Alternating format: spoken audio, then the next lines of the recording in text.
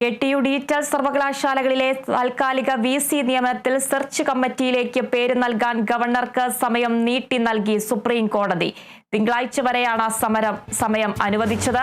അതേസമയം 10 പേരുടെ പട്ടിക തയ്യാറാക്കി സർക്കാർ. വിവരങ്ങളുമായി ബിനോയ് ചെയ്യുന്നുണ്ട്.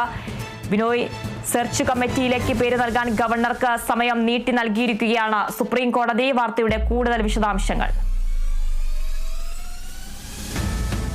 ുമായി ബന്ധപ്പെട്ട സുപ്രീം കോടതിയിലെ നിർദ്ദേശം ഉണ്ടായത് ഗവർണറോടും ഒപ്പം തന്നെ സർക്കാരിനോടും സെർച്ച് കമ്മിറ്റി രൂപീകരണവുമായി ബന്ധപ്പെട്ട വിശദമായ വിവരങ്ങൾ തേടിയിരുന്നു. അപ്പോൾ ഇരു കൂട്ടരും അവരുടേതായ വാദങ്ങൾ ഉന്നയിക്കുകയും ചെയ്തു. തുടർന്ന് സുപ്രീം കോടതി തന്നെ സ്വയം ഏറ്റെടുക്കുകയായിരുന്നു സെർച്ച് കമ്മിറ്റി രൂപീകരിക്കുന്നതുമായി ബന്ധപ്പെട്ട നടപടിക്രമങ്ങൾ. ഇതേ തുടർന്നാണ് 2 പേരോടും 2 യൂണിവേഴ്സിറ്റി സാങ്കേതിക സർവകലാശാലയിലേക്കും ഒപ്പം ഡിജിറ്റൽ യൂണിവേഴ്സിറ്റിയിലേക്കും സെർച്ച് കമ്മിറ്റി അംഗങ്ങളാക്കുന്നതിന് വേണ്ടിയുള്ള ഒരു പട്ടിക കൈമാറണം എന്ന നിർദ്ദേശം മുന്നോട്ട് വെച്ചത്.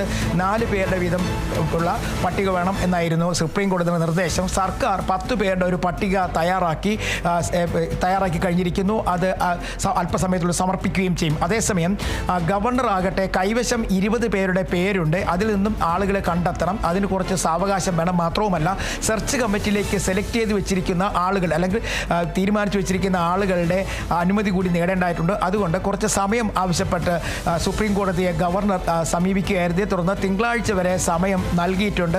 ഒരുപക്ഷെ തിങ്കളാഴ്ചയോടുകൂടി തന്നെ സെർച്ച് കമ്മിറ്റിയിൽ അന്തിമ തീരുമാനത്തിലേക്ക് കാര്യങ്ങൾ എത്തിച്ചേരും എന്നാണ് നമുക്ക് മനസ്സിലാക്കാൻ കഴിയുന്നത്.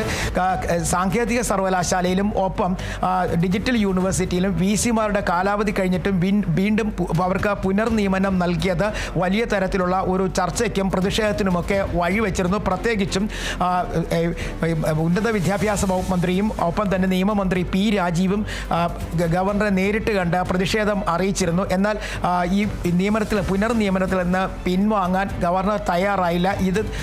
ഇതോടുകൂടി തന്നെ സർക്കാർ തന്നെ സെർച്ച് കമ്മിറ്റി രൂപീകരണം വേഗത്തിൽ ആക്കണം എന്നൊരു ആവശ്യവുമായി എത്തുന്നത്. ഇതേ തുടർന്ന് സെർച്ച് കമ്മിറ്റി അത് രൂപീകരണത്തിലുള്ള അവസാന ഘട്ടത്തിലേക്ക് സുപ്രീം കോടതി എത്തുകയും ചെയ്തിരിക്കുന്നു. എന്തായാലും ഗവർണർക്ക് സമയപരിധി നൽകിയിരിക്കുന്നു. തിങ്കളാഴ്ചയോടുകൂടി തന്നെ ഗവർണർ പട്ടിക നൽകും. അങ്ങനെയാണെന്നുണ്ടെങ്കിൽ ഇന്നത്തെ പട്ടിക സംസ്ഥാന സർക്കാർ നൽകി കഴിഞ്ഞാൽ ഈ പട്ടികകൾ ഒത്തുനോക്കണം. കാരണം 2 പേരും നൽകിയിരിക്കുന്ന ലിസ്റ്റിൽ ആരുടെ ഒരേ പേരുകളുണ്ടോ, അങ്ങനെയാണെന്നുണ്ടെങ്കിൽ ആ പേരുകൾ മാറ്റേണ്ട അവസ്ഥ വരും. അതുകൊണ്ട് തന്നെ സെർച്ച് കമ്മിറ്റി വേണ്ടി ഇരു കൂട്ടരും നടത്തുന്ന ലിസ്റ്റ് പരിശോധിച്ചതിന് ശേഷമായിരിക്കും അന്തിമ തീരുമാനത്തിലേക്ക് എത്തുക.